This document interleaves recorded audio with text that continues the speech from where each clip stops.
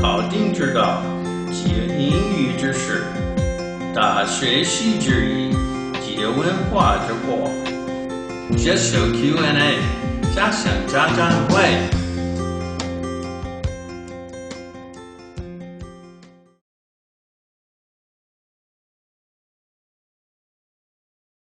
Greetings, my name is Dudelin and you're tuned to another episode of Just Show Q&A. I came to China thinking that Chinese students are very good at speaking English compared to how they memorize everything, and they have good skills in getting into American schools and big universities like Oxford and Yale and all these big names. But I came to realize that Chinese youth cannot speak English that well actually. So from my point of view, I did some research and asked around to get some comparisons about how the proficiency in English in China is different to that of South Africa. And what I found, that all this from a personal point of view by the way, is that the only difference between how we learn English and how proficient we are in South Africa with it is that in China, they have a different attitude towards learning English. In South Africa, we embrace it. On top of that, some may argue that my proficiency in English is only due to the fact that it's an official language in South Africa. Well, the fact is, an official language is not the same concept as the mother tongue. The mother tongue and official language concept only applies in places like America and the UK, where both of them serve as one thing, because they don't have indigenous people who speak different languages like we do in South Africa. In South Africa, we have 11 official languages, namely Sotho, Venda, Tsonga, Zulu, Nguni, Ndebele, Sepedi, Northern Sotho, Tswana, and English, and also Hindi and Afrikaans. There's many more, and then not many more. They're just closely related together because of cognates, but they are different in their own respective ways. So South Africans only know more English because they embrace the language and put more emphasis on learning it and mastering it properly. Whereas I find in public schools in China, they don't emphasize that importance much, and most parents feel that learning learning English as a second language is not that important because it's not their mother tongue, and that cannot be used as an excuse because in South Africa, like I just said before, that our mother tongues are indigenous and there are 11 more instead of English itself. So that shouldn't be used as an excuse, and I hope that maybe after what I've discussed throughout this whole episode, that your perspective on this has changed. To further exemplify my point, I have attended an American school in Cairo, and I found that American schools do not put much emphasis on spelling and the mastery of English, English particularities in terms of spelling and grammar, and they just let you have a basic feel of the language and then pass you through the grade. In South Africa, they put lots of emphasis on it, and put importance on learning the language, making sure you know the rules, making sure you know the grammar, making sure you know where spelling comes and how vowels work, punctuation. All these little nitty-gritty details are very important in the South African curriculum. Further examples of how much South Africans put emphasis on learning English and how parents are more involved in the child's learning of the language. As a young child, I remember my mother bringing in books from work, wherever she was, and surprising me with storybooks that we'd read throughout the whole night together, just so we can learn English better as a family and, of course, as a child, seeing as it was an advantage for me during our time. I remember reading about 9 sets a year of books from famous publishers such as Lady Bird. So now moving on from terms of attitude and how people apply different attitudes, especially in China and South Africa, to learning English, we're moving to details about how English is taught in these schools and South African schools as well. So throughout my findings, I found that in China, specifically Chinese public schools, children are taught to familiarize certain objects with words in English, but don't understand the whole idea behind what they're learning and how they can use it in terms of language and speaking. Teachers in South African kindergartens taught in English. They taught the English language in English to the kids. There was no translation. I, being a black child with my indigenous home language, did not have any person translate to me what object I was looking at in my own mother tongue. So I was drilled to look at an object and know what it meant in terms of learning and understanding. Like, this book wasn't just saying, this is a music book and I had to dictate it back. I said, this is a music book that teaches me about music, it's a book that has a hard cover, and anything that's related to the book, to the object in class, that's how we learn about it. To sum up the point I just made, I found that Chinese public kindergartens dictate objects and learning English to their kids, whereas in South Africa we engage the students. And since I don't have a video from my kindergarten experiences, the following clip shows you an example of how efficient English teaching should happen. You should try hard to get to the next one, and next one, and the next one, and the next one. If you can get here, you win. Okay? My school has it. Really? Do you I saw this. And me and Feifei can move it to there. Really? Only you two? Yes. Me and Feifei. Okay. Now let's look at this one. Playhouse. Is there a playhouse in our kindergarten? It's playroom. In the playroom, there's a playhouse. Yes. Do you often play that family game, like your mom, somebody is dad? I'm baby. You're a baby. I'm sister. Jade is mommy. And Dana is baby. Okay.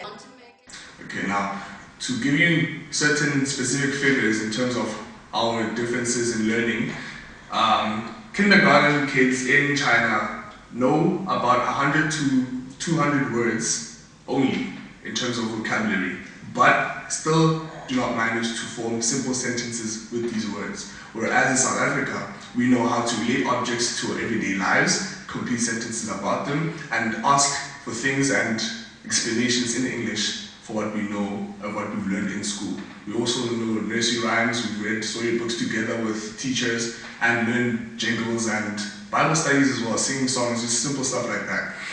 With the facts and figures I collected for primary school research, I found that children in public Chinese primary schools only are supposed to know 6 sentences in terms of English and know less than 1,000 words in their vocabulary, and only have 4 hours a week of English, whereas in South Africa, we have a total of 30 hours per week of English, because every subject is taught in English, except English itself, including English itself, I mean. And that translates to novels, life stories, Bible studies, orals, explaining your math, work, reading to your classmates, and storybooks during your break time. I found that in high school, facts and figures, Chinese learners should only know 120 words in terms of word limit for their composition in the Dakao, that's the high school test for matriculation. And in South Africa, we have to have 770 word limits in 3 different sections called short transactionals, long transactionals, and essays for our creative writing paper only, amongst the paper 2, which is literature, analyzing poems, analyzing literature, and going through Shakespeare's philosophies and ideas in terms of, language studies, and the paper 1, which is comprehension and reading for understanding and using our punctuation skills and contextual editing. Also summarization is what we used to do in terms of high school for South African studies. And that difference between those two was very big and surprising to me, and I'm studying now because I still can't believe the facts I'm reading. And in university, I found that students know about 8,000 words or less in terms of vocabulary. And that's the only time they start reading novels. And that's only if they're going for English majors. But if they don't need to do English majors, they do not touch novels or poetry or analyze any literatures or works of English. Whereas only in high school, that's when we start doing that, and we specify our skills in university in South Africa according to what field we're trying to study for. I found that Chinese students I've come across are only good at memorization in terms of literature and literary devices, but when they use these things in conversation or practical situations, they're not competent at all. They have no grasp of the English language in terms of conveying their thoughts and expressing themselves, but they are good at putting it on paper, which is not what English is meant for specifically.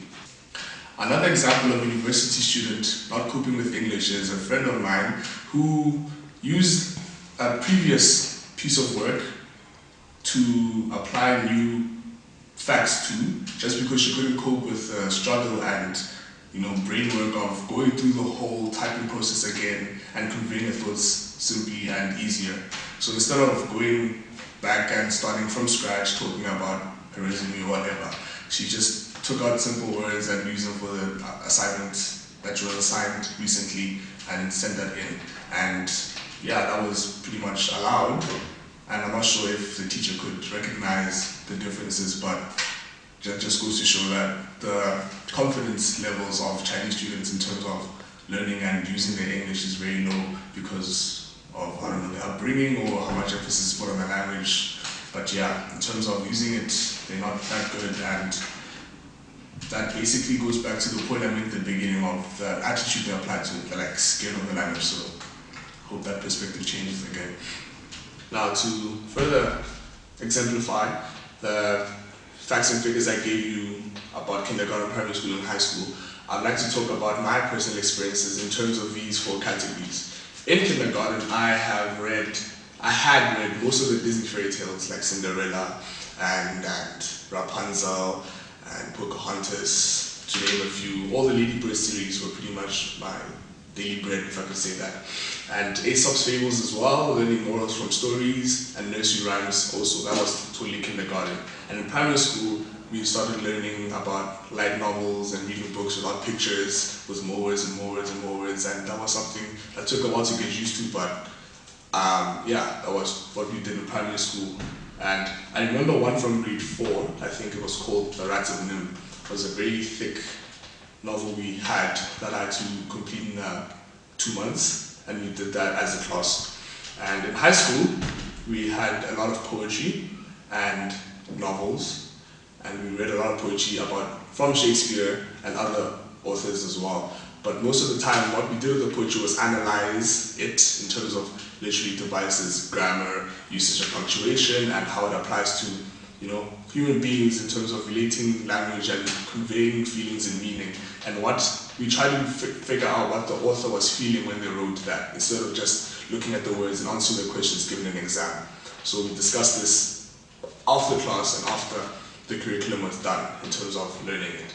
And in university, I just figured that in English, you just have to keep on learning, just as you would in any subject. So all I do right now is read more books and heavier novels and psychological things and, what can I say, authors such as Friedrich Nietzsche and philosophers such as Sigmund Freud. All these big titles and names are what we keep on trying to establish in terms of our vocabulary and learning bigger titles and going back to the dictionary, referring to, just new things. And that's how I would suggest that learning English should happen, because it's a continuous process. There's no certain level you should know for English, because communication gets more important every single day.